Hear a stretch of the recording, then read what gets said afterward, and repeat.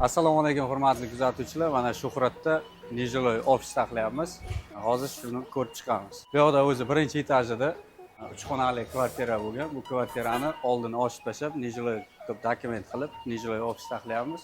Hozir bu tarafda alkafon ishlari ketyapti. Alkafon ishlaridan keyin mana shu joy ham ofisning ichiga qo'shiladi. Qolgani zina ishlari boshlanadi. Ichkarisi pashti bitib qoldi. Bu ofisimiz sotilishi ham mumkin agar kimda kim qiziqadiganlar bo'lsa. Kvadrat metr ham 70 kvadrat atrofida bo'lishi kerak. Mana shu kvartirani Nijiloy qilib taqladik. Bu joyni ham noldan olganmiz. Noldan polностью buzib tashlab, qaytadan taqlab, kafel devorlarini polностью taqlab, mana ko'rib turganinglardek tegalar bilan bezay berib, hali kamchiliklari bor, kartinkalarimiz bor, konditsioner, boshqa narsalar qo'yiladi.